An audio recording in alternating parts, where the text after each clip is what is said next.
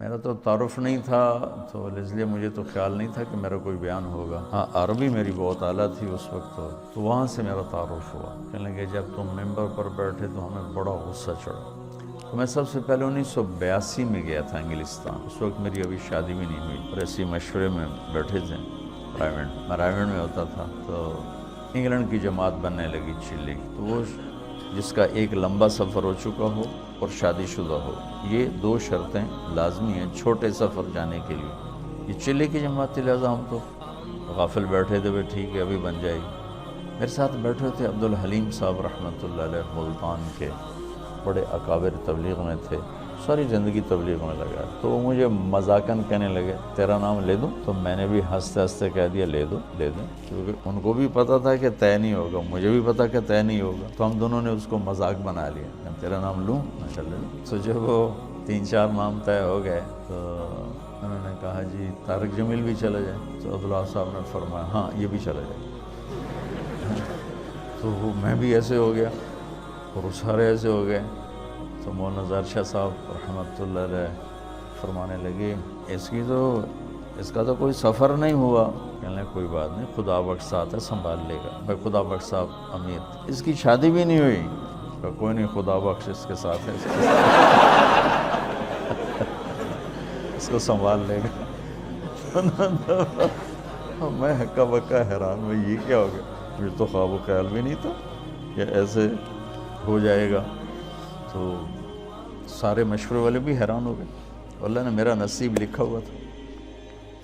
یہ میرا بیرون ملک کا پہلا سفر انڈیا تھا مارچ میں، اور یہ دسمبر میں تھا، باہر بیٹھے۔ تو عبدالحلیم صاحب فرمانے لگے جلدی جا، پاسپورٹ بھی لے کے، پیسے بھی لے کے۔ تو اس وقت خیبر میل آنے والی، وہ سامنے نظر آتی تھی، کوئی آبادی نہیں، کوئی گھر نہیں۔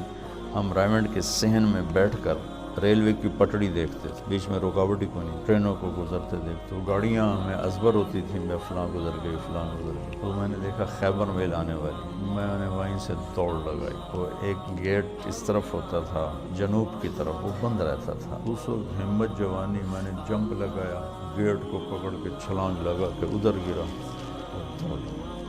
ادھر میں نے دوڑ لگائی، ادھر خیبر میل آنا شروع ہو، میں گلے مارا گیا، نہیں پکڑ سکتا۔ خیر بھاگتے بھاگتے بھاگتے خیبر میل حرکت میں آ گئی، اور میں نے آخری ڈبے کا جا کے ڈنڈا پکڑا، میں اس پہ سوار ہو گیا۔ خرچہ پتہ کتنا تھا اس وقت؟ 10,000 انگلینڈ کا جانے کا، 8,000 کا ٹکٹ تھا، اور 2,000 اوپر خرچہ ہوا، 4 روپے کا ڈالر تھا، 19 روپے کا پاؤنڈ تھا۔ تو میں گھر گیا، پاسپورٹ لیا، پیسے لیے، شام کو کسی گاڑی سے رات ٹھہرنا پڑا، چونکہ خیبر میل شام کو پہنچتے ہوئے، اگلے دن صبح میں وہاں پہنچ گیا۔ پہلا سفر ہمارا 1982 میں کراچی سے ہماری پرواز تھی PIA، پہلے دبئی، پھر استنبول اور پھر لنڈن۔ یہ ہمارا 1982 کا پہلا سفر تھا۔ مجھے جانتے بھی کوئی نہیں تھا، جوڑ تھا، قاضی صاحب رحمۃ اللہ علیہ، خدا بخش صاحب رحمۃ اللہ علیہ، بھائی فاروق تھے رحمۃ اللہ علیہ آٹے والے، ڈاکٹر امجد صاحب تھے، اور یہاں سے میں جماعت ساری کراچی سے تھی، صرف پنجاب سے میرا نام اس میں آیا تھا۔ عبدالستار کتھوریا صاحب تھے، سب اللہ کو پیارے ہو گئے، بس ایک ڈاکٹر امجد صاحب نہیں گئے۔ تو پہلی دفعہ ٹھنڈ میں گئے، نہ اتنی ٹھنڈ کبھی دیکھی تھی، جو باہر نکلے تو لگا سارا خون ہی جم گیا ہے۔ لندن مرکز چھوٹا سا پرانا سا، بدبو آئے اس میں، وہاں ہماری جماعت ٹھہری۔ 2 دن کے بعد ہم ڈیوزبری گئے تو جوڑ تھا، یہ جتنے آپ بیٹھے ہو نا، بس اتنا مجمع تھا، پورے ڈیوز انگلینڈ کے اجتماع کا اتنا مجمع جتنا آپ بیٹھے، اور اس میں بھی کوئی چل پڑا ہے، کوئی آ رہا ہے، کوئی جا رہا ہے۔ تو میرا تو تعارف نہیں تھا،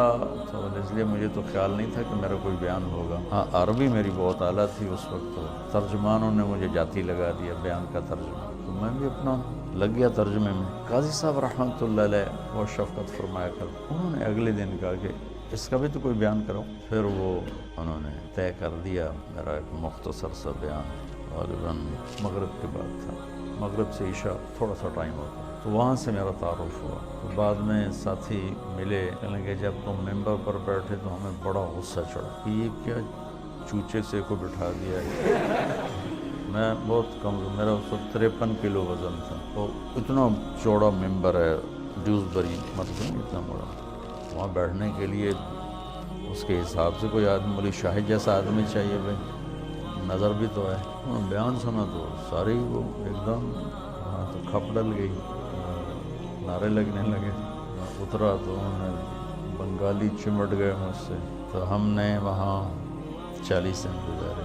اس وقت کچھ اور نیا نیا پڑھا ہوا تھا، میرا ہر بیان دوسرے سے مختلف ہوتا تھا، ہر بیان ایک دوسرے سے نہیں ملتا تھا۔ علمی ذوق تھا، دعوتی مزاج غالب نہیں تھا، علمی مزاج غالب تھا۔ تو میں نے کوئی 80 بیان کیے، سب ایک مختلف وہ ایک دوسرے سے نہیں ملتا۔ اتنا مجھے یاد ہے، کیا کیے وہ یاد نہیں۔ وہ میرا بہت بڑا تعارف ہو گیا وہاں۔ 1982 سے اب یہ کیا ہے 2017 مسلسل میرا جانا ہو رہا، لے جاتا ہے اپنے فضل و کرم سے۔ گلاسگو میں پہلا بیان تھا میرا 1982، 50 آدمی ٹوٹل بیٹھے تھے، ٹوٹل 50۔ اور میں نے بیان کتنا کیا؟ 3 گھنٹے، 3 گھنٹے بیان کیا، 50 آدمی۔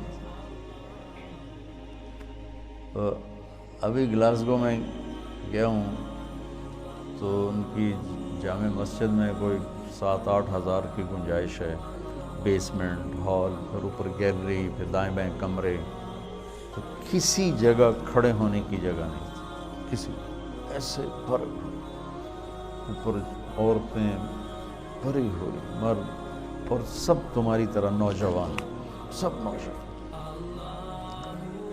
لندن مرکز میں بیان ہوا تو بہت بڑا مجمع کھڑے ہو کے سن رہا تھا، بیٹھنے کی جگہ پر۔ بلیک برن مرکز میں بیان ہوا، بہت بڑا مجمع کھڑے ہو کے سن رہا تھا۔ اور بلیک برن میں نے کوئی 2.5 گھنٹے بیان کیا، کھڑے رہ گئے، ایک بھی نہیں بیٹھا، سب کھڑے۔ وہاں گلاسگو میں بھی ایسے ہی دیکھا کہ جن کو نیچے بیسمنٹ میں جگہ مل رہی وہ نیچے نہیں جائے، وہ دروازے میں کھڑے ہو کے بس دیکھنا چاہتے ہیں، دیکھ کے سننا چاہتے ہیں۔ تبلیغ کے کام کے اثرات کس طرح معاشرے پر پڑے، یہ آپ یہاں بیٹھ کے نہیں سمجھ سکتے۔ تو تھوڑا تھوڑا آپ کا مطالعہ ہے اور شیطان آپ کو صاحب رائے بنا دیتا ہے، اور پھر آپ خود اپنی رائے قائم کرنا شروع کر دیتے ہیں۔ اس سے آپ مار کھا جاتے ہیں اور گھاٹے کے سودے کر بیٹھتے ہیں۔ اللہ نے میری حفاظت فرمائی، میں نے اپنے فیصلے خود کبھی نہیں کیے تھے، حالانکہ جتنا میں پڑھتا تھا نا تم اس کا 100واں بھی نہیں پڑھ سکتے اس وقت کی بات۔ اب تو مجھے مدت ہوئی ہے یار کو مہمان کیے، ماں ہر چہ خواندائیں فراموش کردائیں، بھول نہیں ہوتی، لیکن میں 1 منٹ میرا خالی نہیں ہوتا تھا۔ کھانا، سونا، نماز، وضو، یہ 3-4 کام ایسے ہیں جس میں اور کوئی کام ہو نہیں سکتا۔ اس کے علاوہ میرا 1 منٹ بھی کتاب سے خالی نہیں ہوتا تھا، 1 منٹ اس طرح پڑھوں۔ لیکن تمہاری طرح مجتہد نہیں بنا میں، جو مجھے کہہ دیا میرے استادوں نے میں نے سر جھکا دیا، تو ٹھیک، اور آج تک میرا یہی حال ہے، ٹھیک جو آپ فرمائیں۔ اس سے بہت بڑی حفاظت کا نظام چلتا ہے۔ وَلُزُومَ جَمَاعَةِ الْمُسْلِمِينَ فَإِنَّ دَعْوَتَهُمْ تُحِيطُ مِنْ وَرَائِهِمْ ثَلَاثًا لَا يَغُلُّ عَلَيْهِ قَلْبُ الْمُؤْمِنِ إخلاص العمل للہ، والمناصحة لولاة الأمور، ولزوم جماعة المسلمین فإن دعوتهم تحیط من ورائهم۔ اجتماعی نظام کے ساتھ کٹھے چلنے سے ان کی دعائیں تمہیں اپنے گھیرے میں لے لیتی ہیں، تو تم غلط فیصلوں سے بچ جاتے ہو، غلط چلنے سے بچ جاتے ہو۔ تو جو میں دیکھ کے آتا ہوں وہ آپ کو بتانے کی کوشش کرتا ہوں تاکہ آپ اندر سے تبلیغ کے کام میں لگیں، تمہاری ترجیحات میں تبلیغ۔ واللہ واللہ واللہ مدرسوں کی اب ضرورت کوئی نہیں ہے، جتنے ہیں بہت کافی۔ یہ کیوں بنائے ہیں؟ جس رخ سے میں سوچ رہا ہوں اس لحاظ سے اتنا قحط ہے کہ اندھیرا چھایا ہوا کہ ایسی نسل علماء کی جو ایک ریڑھی والے کے بھی پاؤں پکڑ کے اسے اللہ کی ماننے کے لیے تیار کریں، یہ مجمع کوئی نہیں۔ جنہیں گرے سے گرے پڑے تک کو بھی اللہ کی بات پہنچانے میں آر محسوس نہ ہو، یہ کوئی نہیں۔ میں چاہتا ہوں تم ایسے بن جاؤ، تمہارا فائدہ ہو۔